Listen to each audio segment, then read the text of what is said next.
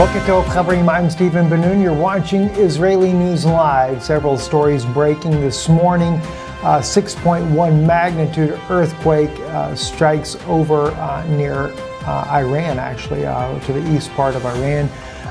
Sarin gas, again in the media all over the world, accusing Syria once again of the horrendous crimes of using sarin gas on civilian populations.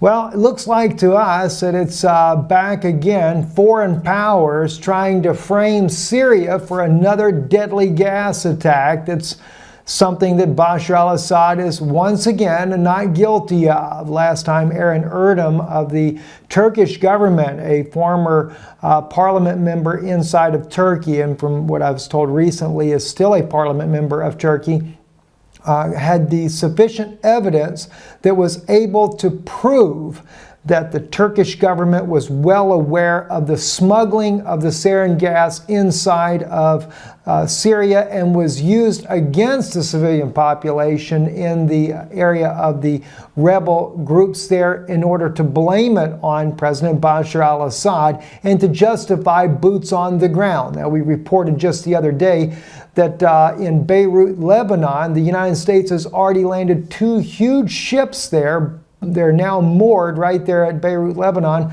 ready to unload all this desert camo military equipment for a possible invasion into Syria.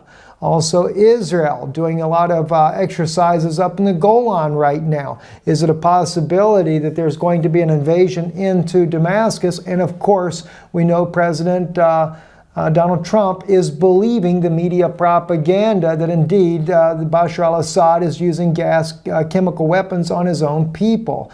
But as it was before, there's already the evidence that has come out that has clearly identified that this famed White Helmets group and others are clearly in the know about the attack before it happened, and that it wasn't Bashar al-Assad's government from the beginning. Let's take a look at the evidence that we have. Reuters reporting here on their own news, as many others, CNN and others that are already joined into the campaign. Scores reported killed in gas attack on Syria rebel area. Well, that makes it look more believable if you do it on the rebel-held area, of course, right? And they show all the images of the children. That's the main ones they want to show. Interesting, they don't want to show all the adults. They just focus mainly on children. That's to appeal to the hearts and minds of the American public and the European public to get them to an agreement to go to war against Bashar al-Assad. And of course, it is a tragedy for the children, but what's more of a tragedy is when you know for propaganda purposes you do this type of action in order to justify a war against a government that never did it in the first place. That is the most hideous crime of all. Anyway, a suspected Syrian government chemical attack killed scores of people, including children, in the northwest province of Idlib on Tuesday. A monitoring group, medics and rescue workers in the rebel-held area said. Notice again, it is medics and rescue workers. Of course, that happens to be none other than the White Helmets. All right, so just hold that thought in mind there. Now, at the same time, rebel warehouse with chemical weapons hit by Syrian airstrike in Idlib, Russian MOD states that there. This is on RT News, and it states here the Syrian Air Force has destroyed a warehouse in Idlib province where chemical weapons were being produced and stockpiled before being shipped to Iraq. Russia Defense Ministry spokesman said the strike, which was launched mid-Tuesday, targeted a major rebel ammunition depot east of the town of Khan Shikon. Russian Defense Ministry spokesman Major General Igor Karashkanov said in a statement there. Now, that again, another evidence there that the rebels are the ones that are producing these. And of course, we cannot forget Seymour Hersh, who also stated that Hillary Clinton approved the sending of Libya's sarin gas to the Syrian rebels. So this was evidence that was brought out by the British journalist Seymour Hersh that the Obama administration, of course, had falsely blamed the Syrian government. He was one of the many journalists that also recognized that this was all a fabrication. RT News had brought out Eren Erdem, the Turkish parliament member there, who had spoken before the parliament, long before it ever became public, about the knowledge, the well-documented knowledge of the Turkish government, knowing that ISIS was smuggling in the weapons of Syrian gas, the abilities to be able to make it, and that this had been gotten from, as he quoted, from European partners, and that the United States did it the United States only was turning a blind eye while those weapons were being smuggled into the country. So this clearly there's been a trail proven that it has nothing to do with President Bashar al-Assad, but we really want to give a congratulations to Partisan Girl on Twitter. She is a Syrian resident and has been covering many of these false flag events. Not so much that it's a false flag, it's a real sarin gas attack, but uncovering exactly what they are doing in order to make it look like the real deal. Now, what she's done, brought out several things here. Says here, the horrifying thing is the White Helmets and Orient News would have had to poison kids to film the fake chemical weapons stories. One thing she said. Now, this is what she's bringing out here. Let me just kind of click on this so you can see this a little bit better here. No, it might be better if we don't click on it because we already have it blown up. In the article here, it states right here, tomorrow's, and she's quoting a guy, you'll see his name in a minute because there's another clip where you can actually see who the guy was.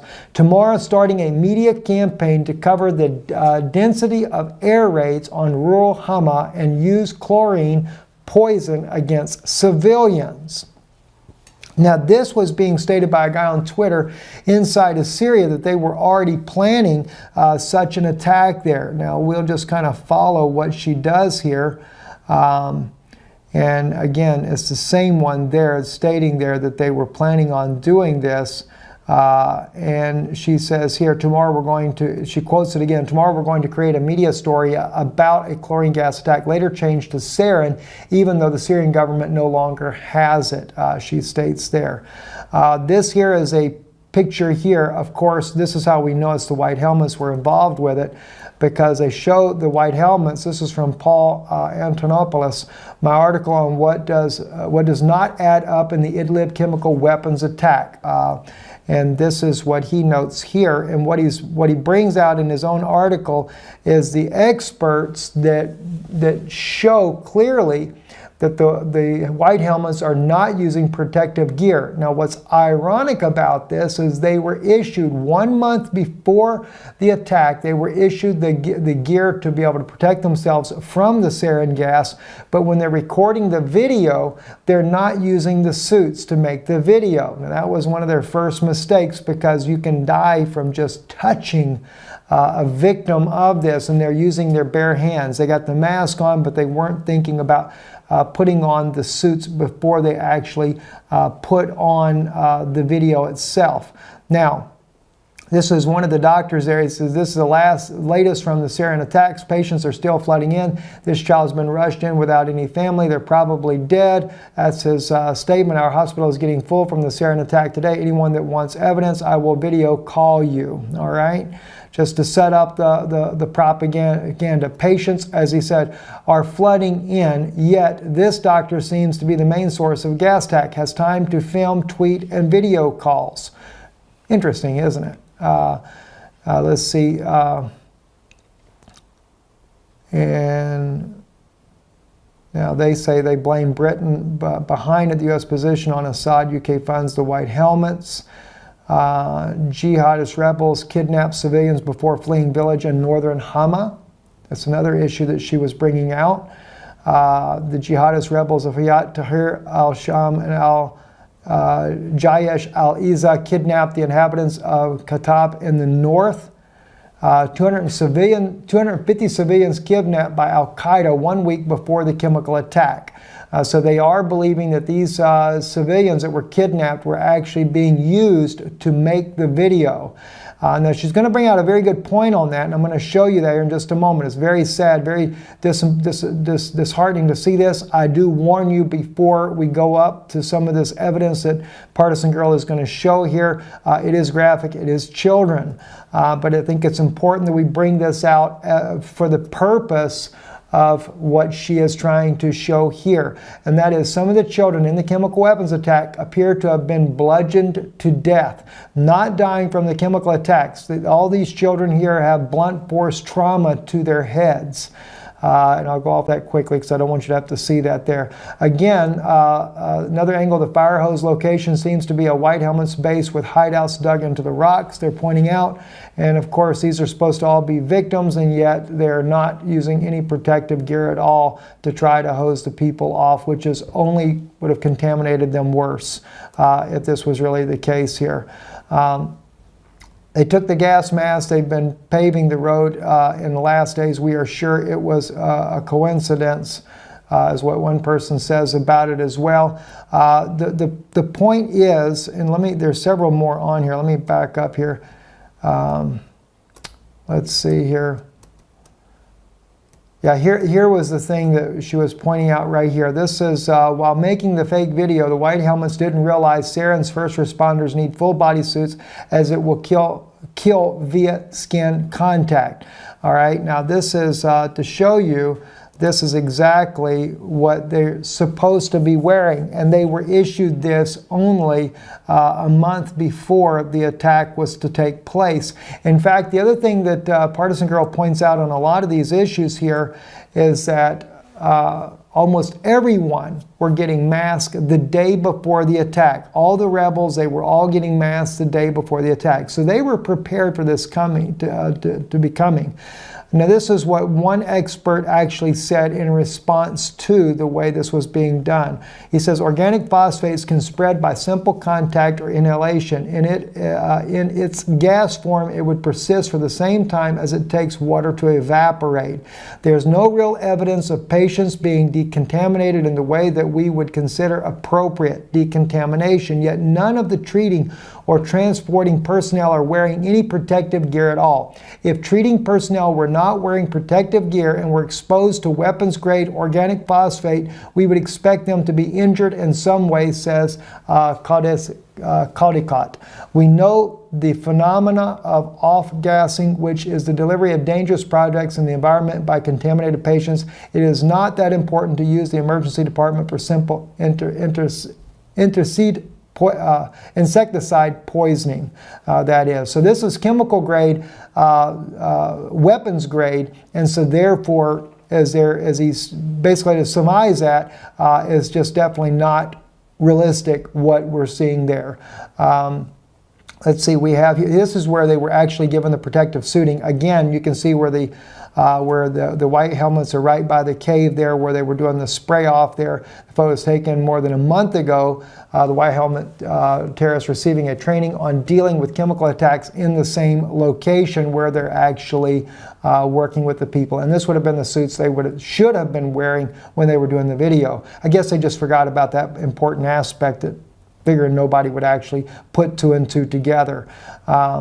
So let's see if I know she had several other things on there. Of course, she had Seymour's article on there as well. And, you know, again, I think the most important and the most chilling evidence that Partisan Girl had shared was the fact that one man in particular actually spoke about that they were going to do this drill the day before it actually happened. Right here is where it's at. Tomorrow we are going to create a media story about chlorine gas attack.